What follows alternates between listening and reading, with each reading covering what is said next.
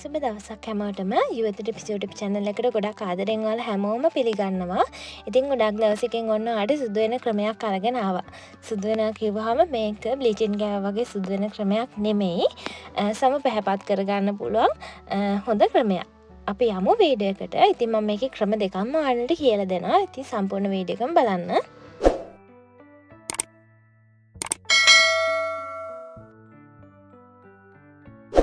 මම අද මුලින්ම ඔයාලට කියලා දෙන්න ඕන කියලා හිතුවා ස්ක්‍රබ් එකක් හදාගන්න විදිය.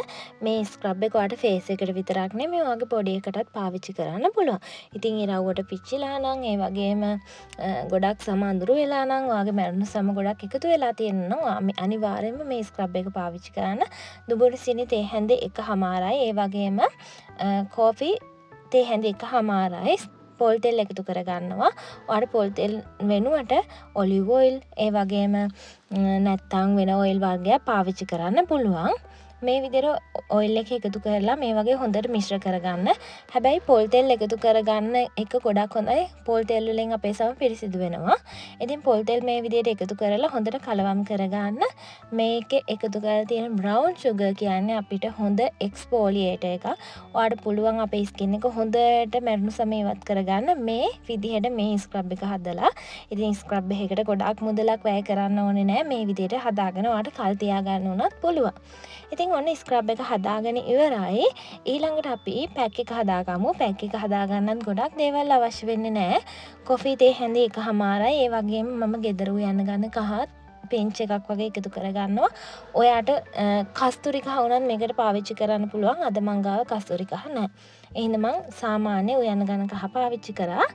ඊට පස්සේ යෝගට් එකතු කරගන්නවා. යෝගට් එකත් එකතු කරලා මේ විදිහට හොඳට මිශ්‍ර කරගන්නවා. මේක ෆේස් පැක් එකක් විදිහට හදාගන්නවා. ඉතින් ওই විදිහට තමයි මේ දෙක හදාගන්නේ. ඔයාලා දකින්න ඇති ගොඩක් වෙලා යන්නේ නැහැ මේ දෙක හදාගන්න. ඕනම කෙනෙක්ට හදාගෙන පාවිච්චි කරන්න පුළුවන් කිසිම ප්‍රශ්නයක් නැහැ. හැබැයි ගොඩක් ස්කින් එකේ ඇක්ටිව් පිම්පල් තියෙන කෙනෙක් නම් මේ ස්ක්‍රබ් එක පාවිච්චි කරන්න එපා. ඊට පස්සේ ඔයාලට තියෙන මේ දෙක ඇප්ලයි කරන විදිය මට ඔයාලට කියලා දෙන්න. ඉතින් ඔක්කොම කරන්න කලින් ඔයාගේ ෆේස් එක හොඳට වොෂ් කරගන්න. ඊට පස්සේ මේ විදිහට ස්ක්‍රබ් එක පාවිච්චි කරන්න. ස්ක්‍රබ් එක ගොඩාක් අත තද කරලා ස්ක්‍රබ් කරන්න එපා. මුහුණේ තියෙන ගොඩක් සියුම් සමක් නිසා හරිම පරිස්සමට හිමීට ස්ක්‍රබ් කරන්න. කලබලයට ස්ක්‍රබ් කරන්න යන්න එපා. මම ඔයාලට කිව්වා මේ ස්ක්‍රබ් එක බොඩි එකටත් පාවිච්චි කරන්න පුළුවන් කියලා. ඒ නිසා ඔයාලට පුළුවන් බොඩි එකටත් මේ ස්ක්‍රබ් එක පාවිච්චි කරන්න. ඉතින් මම මේ විදිහට මුහුණට ඔයාලට පෙන්න පාවිච්චි කරනවා. ස්ක්‍රබ් කරගත්තට පස්සේ සාමාන්‍ය මද රස්නේ වතුරෙන් මේක සෝදලා ඉවත් කරගන්න තමයි තියෙන්නේ. ඉතින් මම ස්ක්‍රබ් එක ගාලා ඉවරයි. ඊළඟට මද රස්නේ වතුරෙන් සෝදලා තමයි පැක් එක දාන්න හදන්නේ. දැන් මේ පැක් එක ඇප්ලයි කරගන්න වෙලාව. ඉතින් පැක් එක මේ විදිහට මුළු මූණෙම ඇප්ලයි කරගන්නවා. මේ පැක් එකත් ඔයාලට බොඩි එකටත් පාවිච්චි කරන්න පුළුවන්. සාමාන්‍යයෙන් මම පැක් වලින් ආසම පැක් එකක් තමයි මේ කොෆි පැක් එක කියන්නේ. ගොඩක් හොඳ ප්‍රතිඵල තියෙන. ඒ වගේම මං ආසම පැක් එකක් තමයි මේක. ඉතින් මේක ගාලා විනාඩි 15ත් 20ත් අතර ඉඳලා හොඳට මූණ වොෂ් කරගන්නවා. ඇත්තටම ගොඩාක් හොඳයි. පළවෙනි වතාවෙදිම හොඳම රිසල්ට් එකක් ගන්න පුළුවන් පැක් එකක් තමයි මේ කොෆි පැක් එක කියන්නේ.